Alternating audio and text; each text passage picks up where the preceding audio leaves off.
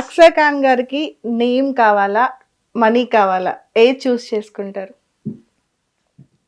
I think money అనేది నాకు ఎప్పుడు సెకండ్ థింగ్ ఉండేది. నాకు రెస్పెక్ట్ఫుల్గా ఒక నేమ్ కావాలి అనేది ఫస్ట్ ఉంటుంది నాకు. నేమ్ మనీ కోసం ఎప్పుడు కూడా అంటే ఫర్ ఎగ్జాంపుల్ నాకు ఇప్పుడు మనీ కావాలంటే నేను ఎప్పుడు చాలా నాకు ఆఫర్స్ వచ్చాయి మూవీస్ది, నేను అప్పుడే చేసేదాన్ని కదా, అదే బట్ నేను ఒప్పుకోలేదు. So that is the thing. So నాకు అది ఎలా అంటే ఫర్ ఎగ్జాంపుల్ నేను స్వింగ్స్ సాంగ్తో ఎలా అందరికీ గుర్తుండిపోయాను. That was my name. నేను మనీ ఇవంతా అప్పుడు కూడా చూడలేదు, ఇప్పుడు కూడా. So yes, money is important మన అందరికీ.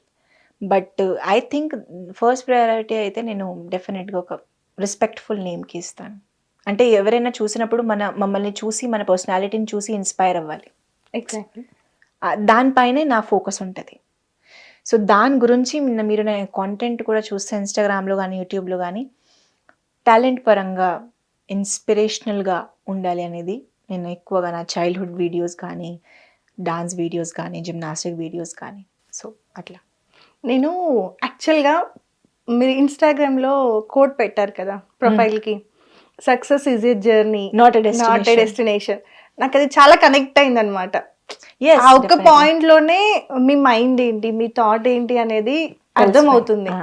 సో అది చాలా ఇన్స్పైరింగ్ అనిపించింది అనమాట. అందరూ కూడా లైక్ ప్రమోషన్స్ అని అదని ఇదని చాలా పెడుతూ ఉంటారు, విష్ మీ అని సంథింగ్ పెడుతూ ఉంటారు. బట్ ఆ కోట్ అనేది చాలా బాగా అనిపించింది అనమాట. యా, సో నేను మీకు చెప్తున్నాను కదా, ఇప్పుడు ఇక్కడ వరకే అయిపోయింది, అది చాలు, దిస్ ఈజ్ నాట్ కాదు. మీ ఒక జర్నీ ఉంది సక్సెస్ వచ్చేసి, ఇట్స్ నాట్ ఎ డెస్టినేషన్ నిజంగా.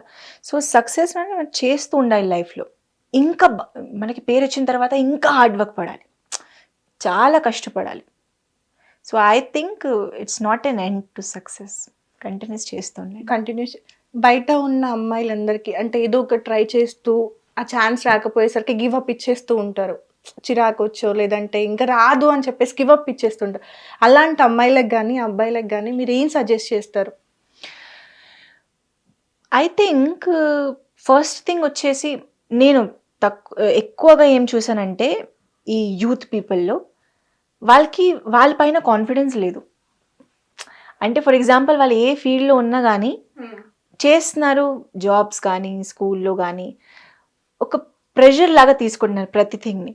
నేను స్కూల్లో చూస్తే, కాలేజ్ లైఫ్లో చూస్తే అబ్బా అంటే వాళ్ళకి తలనొప్పిలు, హెడేక్స్ వస్తున్నాయి, కొంతమంది సూసైడ్ దగ్గర వరకు వెళ్తున్నారు. మీరు చూసే ఉంటారు. సో ఐ థింక్ ఫస్ట్ వచ్చేసి మన పైన మనకి self confidence is very important. And ఇంకొక పాయింట్ ఏంటంటే యూత్ పీపుల్ ఎక్కువ సఫర్ ఏం చేస్తున్నారంటే వాళ్ళ లోపల చాలా థింగ్స్ ఉన్నాయి, వాళ్ళు దాచుకొని ఉన్నారు. ఏదో వాళ్ళ పేరెంట్స్కి చెప్పలేకపోతున్నారు. వాళ్ళ ఫ్రెండ్స్కి చెప్పేస్తారు కానీ పేరెంట్స్కి చాలాసార్లు చెప్పరు, మీరు నోటీస్ చేయండి.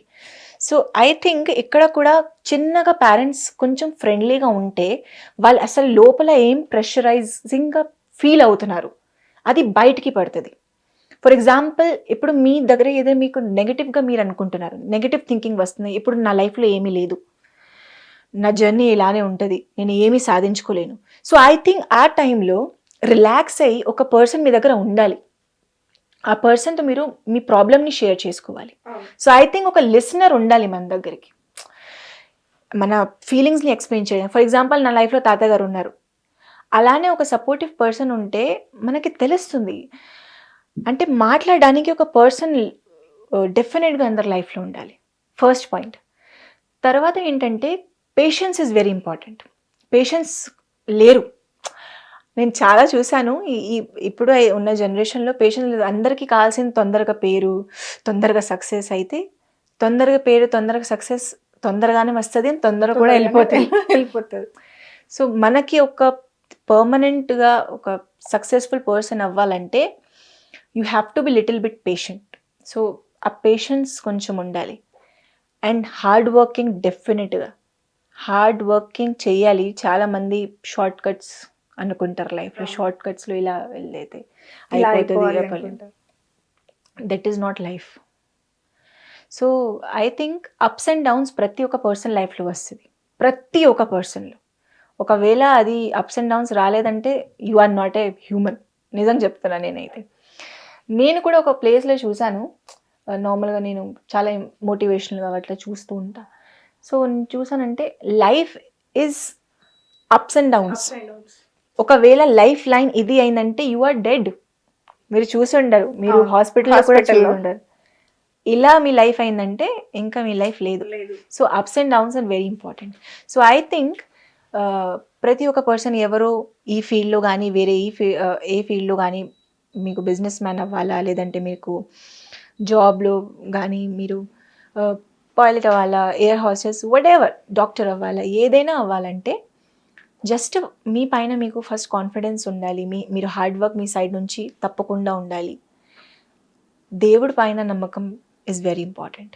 దేవుడి పైన కూడా మీరు చాలామంది ఓవర్ థింకింగ్ ఉంటుంది, అవును, హెజిటేషన్, యూనో, అంటే ఇంకా ఆ ఓవర్ థింకింగ్ ఎప్పుడో స్టార్ట్ అవుతుంది అంటే రాత్రి మీరు 1 to 3 మధ్యలో హెజిటేషన్ స్టార్ట్ అవుతుంది పర్సన్కి.